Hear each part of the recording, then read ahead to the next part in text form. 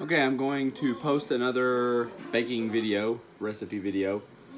This one is going to be a keto version of a chocolate chess pie. I've never made it before, not on keto. It was one of our favorites prior to keto. Never made it before, so if this is posted, that means this recipe worked really well. The first thing you need is a keto crust. Now, I'm not going to go over how to make a keto crust because there are a lot of recipes for pie crust out there. Keto Connect, Two Crazy Ketos, they both have good pie crust recipes. I'll put a couple links to pie crust recipes in the description. Okay, now what I'm going to do is I'm going to I have a bowl here. There's 1.5 cups of allulose in it. That's what I'm using as my sweetener. It's not quite as sweet as sugar. So you're gonna see me add some stevia into it later to make it sweeter. But into that, I got 5 tablespoons of cocoa powder. I'll put that in. And then I got 2 tablespoons of almond flour with 1/4 of a teaspoon of salt. I'm gonna put that in. And then I am going to mix this together. Okay, so we've got all this stirred together. This is what we're left with here. The allulose, I've noticed a lot of times, has a lot of chunks, big clumps. And you can see them like right there. This will zoom in on it. Try to mash them up as best you can, stir it in. Okay, we got our dry stuff done. Now we're gonna add, normally it calls for some evaporated milk.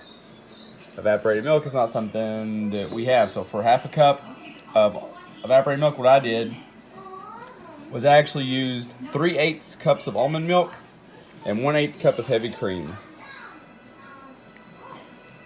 I'm gonna put that in here. I'm gonna mix that up. Okay, here's where we are now. We got our basic batter. Now we're gonna add 3 eggs. But also into these 3 eggs, I have added a couple big squirts of stevia to help get it sweeter, like I had mentioned. So I'm gonna get this mixed in now. Okay, I got the butter stirred in, I got the egg stirred in. Now what we're gonna get is 1/3 cup of butter softened. Mine's a little bit melted because I was in a hurry.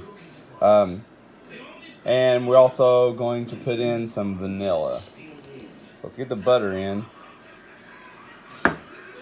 And generally calls for about a teaspoon of vanilla, but if you're like me, we don't measure vanilla. We just pour some in and then pour some more in. Okay, and now we're gonna get this stirred up. Okay, the batter's together. I'm simply gonna take the batter, pour it into the shell. The oven is on 325. And I'll show you what this looks like. Alright, here's what my pie looks like before it goes in the oven. I've wrapped the crust with aluminum foil. That has to prevent the crust from burning. Keto crust burn worse than regular crust. If you have like a 9-inch pan you're fixing this in, it's probably going to take 55 to 60 minutes. 10-inch pan, 45 to 50 minutes. Mine's 9.5, so I'm probably looking 50 to 55 minutes. And that's what I'm going to put this in, and we're going to see how it turns out. Okay, the pie is done. It's got to cool now. It's out of the oven. I put it in for 45 minutes. It wasn't done. I put it in another 10 minutes. It wasn't done. Another 8 minutes after that, I think it was done. So just a little bit over an hour is how long mine took. And I'll show you kind of what it looks like when it's done. So this is the finished pie.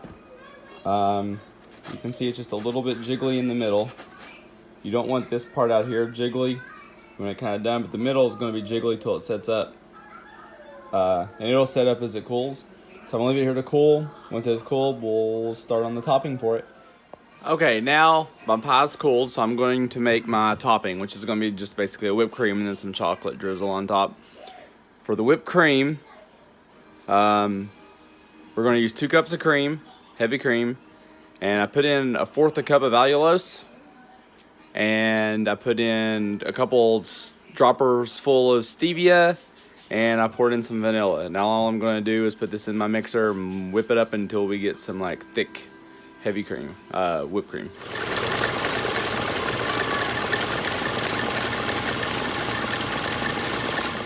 Here's what my finished whipped cream looks like, and it tastes amazing. Here's my pie. I'm going to put this cream on this pie. So here is the pie now. As you can tell, it's a pretty thick layer of whipped cream. So if you don't want this much whipped cream, oops, I better eat that. If you don't want this much whipped cream, don't put it all in there. Eat some with strawberry. Save some of the leftovers if you want. We like a lot of whipped cream on our pie.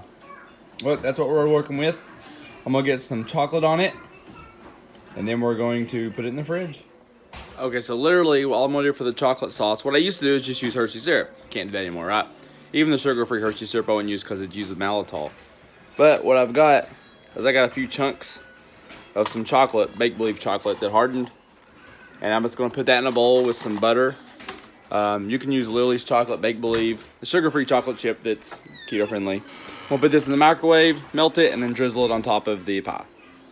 So the chocolate drizzle and stuff is on now. It doesn't look as pretty as before because I don't have a nice fancy squeeze bottle to put it on here with. But this is our pie. We're going to put it in the fridge. You can actually eat it now, but it's better cold. I'm going to put it in the fridge for a little bit, and then we're gonna try it when I get the rest of the food done tonight.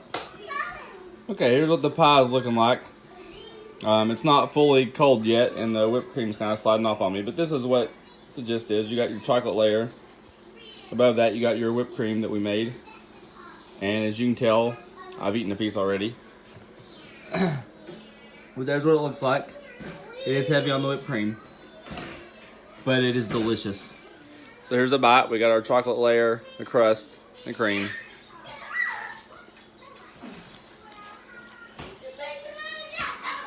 That is really good. Really good.